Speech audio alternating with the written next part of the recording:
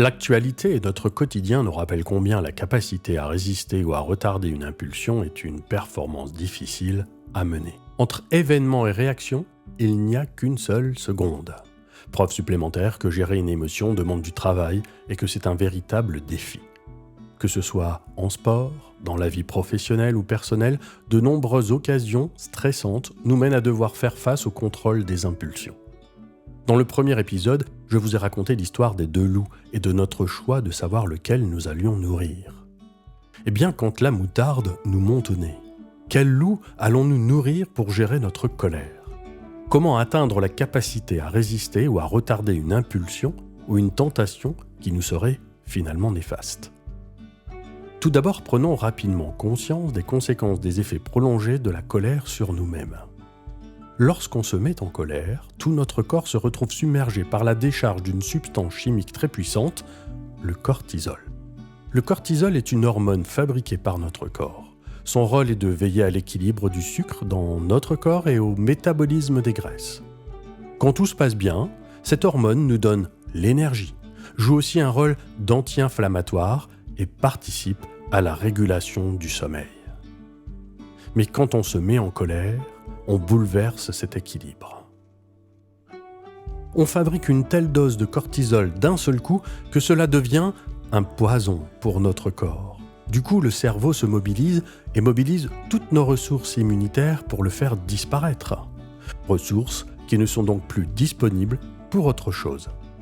C'est ainsi que pour 5 toutes petites minutes de colère, il faudra 5 heures pour que notre corps soit débarrassé de cette substance toxique. 5 heures pendant lesquelles nous sommes totalement à fleur de peau. C'est pourquoi parfois, même quand on pense que notre colère est finie, il suffit d'une petite question innocente et patatras, tout repart, parce que le cortisol n'avait pas complètement disparu.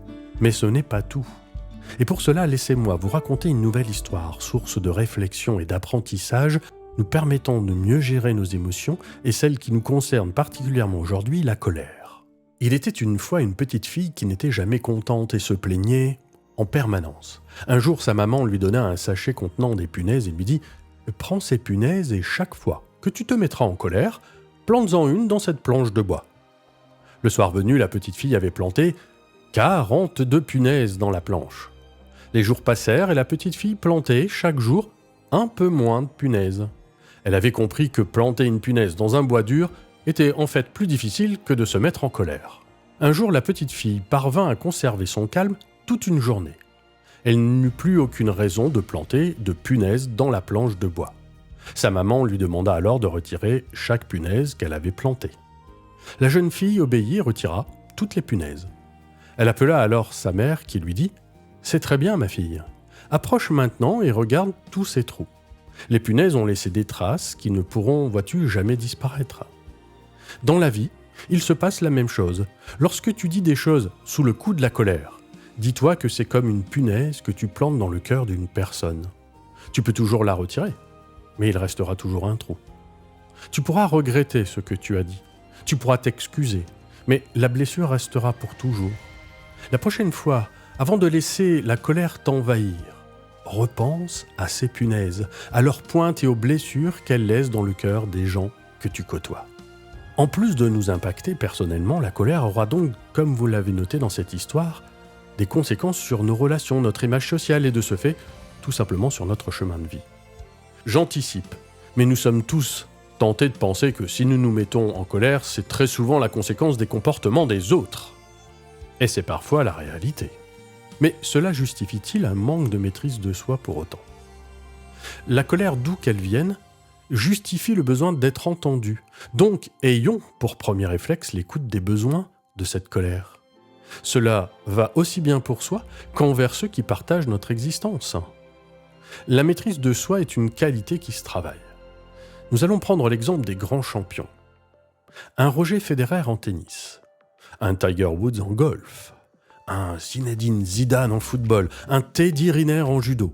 Tous, ils ont des gestes techniques pourtant difficiles, d'une grande précision, d'une grande maîtrise, d'une élégance, d'une grâce et d'une belle fluidité, n'est-ce pas ?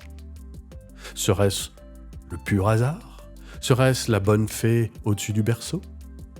Non, c'est à force de travail, de discipline, de compréhension, de prise de conscience des points d'amélioration à apporter chaque année à leur pratique qu'ils ont su tout au long de leur longue carrière sportive intégrer la difficulté, les bons réflexes de compensation, les réactions de leur corps, de leur tête, de leurs émotions pour agir avec responsabilité et ainsi obtenir plaisir et performance. Ne pas comprendre et ne pas savoir gérer son impatience, sa relation à l'échec, sont d'autres facteurs qui peuvent nous entraîner aussi dans des réactions plutôt que de bonnes actions. Eh bien, pour découvrir les différents antidotes qui nous permettront, sur le plan personnel ou collectif, de performer en bonne santé dans ce domaine, contactez-moi, j'ai d'autres histoires positives et utiles à vous partager. Et si d'ici là, une situation vous amène à voir rouge, eh bien, pensez au cortisol et aux punaises. Soyez zen, restez zen, et à bientôt.